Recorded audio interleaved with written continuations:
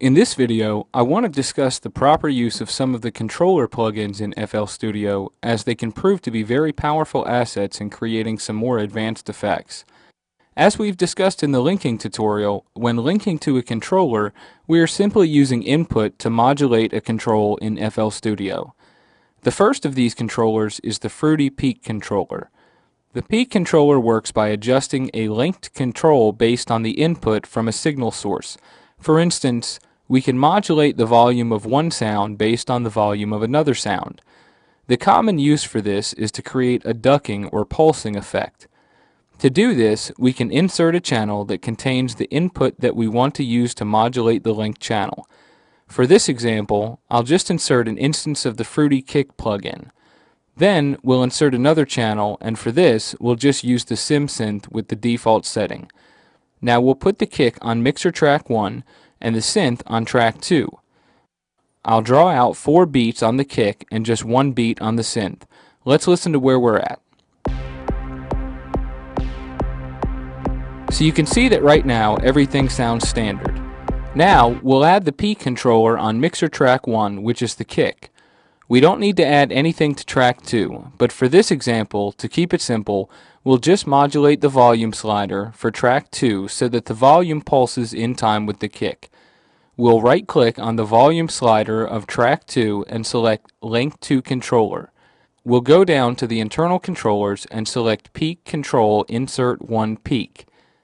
This tells FL Studio to link the volume slider on track 2 to the signal level of track 1. So now, when we play back this example, you'll see the volume slider on track 2 move in time with the kick. Now you won't hear the kick because by default, the track that is doing the modulating is muted. We can unmute this track by selecting Unmute from the Peak Controller window. I'll play the example with the kick muted and unmuted so that you can hear the effect.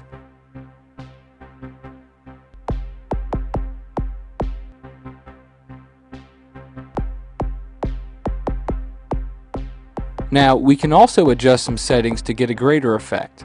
The bass control determines where our bass level is. This means that as we turn the knob to the left, we're turning the bass lower, so that the starting point of the control, in this case our volume slider, is lower. We can turn it to the right to raise the bass level and therefore start off at a higher level. The volume control determines how much the control gets modulated. In this case, it determines how much the volume slider moves up or down. We can set a low bass setting and a high volume setting to get the greatest effect. We also have a tension setting. This will determine the strength of the effect in that it will create tighter and quicker moves with a higher tension setting and more loose moves with a lower setting. You'll also see that we have monitors for the input level, which is controlled ultimately by the channel volume, as well as the output peak level and an LFO peak meter if it's in use. One thing that I've mentioned numerous times over this series of videos is that the channel volume is like a preamp. It determines the input signal's volume. The mixer track will take the input volume and turn it up or down. But the signal that is being used in the peak controller is your input signal, not from the mixer track. This means to get a lesser or greater effect, you can use the channel volume, and as you lower it, the effect becomes lesser because you are lessening the actual signal that the peak meter reads. So even when we turn the mixer track down all the way, you can still hear the effect because the input signal is still coming into the plugin. Otherwise, if we turn down the channel control and leave the mixer track up, the effect will disappear. Below these controls, we also have a section to use an LFO as a modulator. Now, when using the LFO, we don't need to rely on input signal. This is because the controls are going to be modulated by the LFO in the peak controller. To use it, we'll right-click on the Channel 2 volume slider and select Link to Controller. The check mark beside it tells us that a link already exists. Next, we'll select Control Insert 1 LFO from the list. This will then link the volume slider to the LFO portion of the peak controller. Again, we have volume and bass controls as well as tension. Then we have speed and pulse width controls. These will control the oscillation of the low frequency oscillator, or LFO. You can adjust the speed manually by left-clicking and dragging, or you can right-click and select a preset time. This is a fun tool to play with for creating pulsing type sounds or intricate movements that may be too much of a hassle to set up yourself through an automation clip.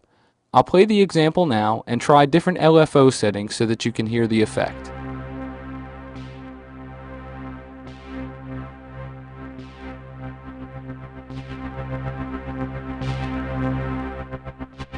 You can also choose to have a combination of the peak and the LFO summed together. To do this, just choose it as your linking option from the internal controllers list. The next controller I'd like to discuss is the envelope controller. The envelope controller uses an envelope that you determine to modulate the linked controls.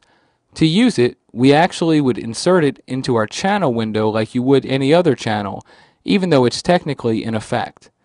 Once loaded, we'll again link our volume slider from the SimSynth channel.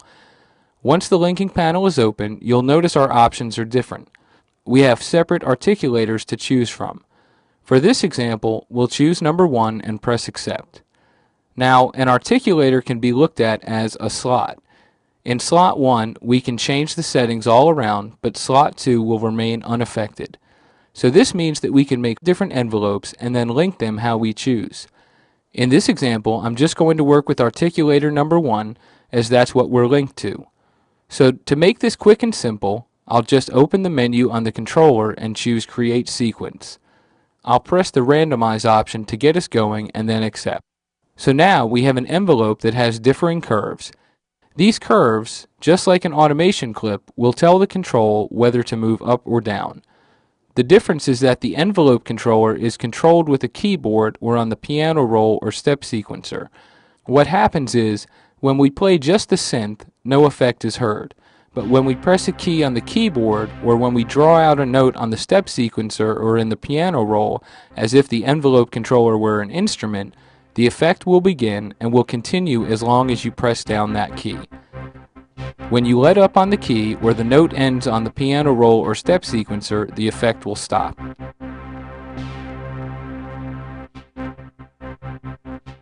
This is a great way to control the effect when playing live, or for creating sequences in your music using various linked controls.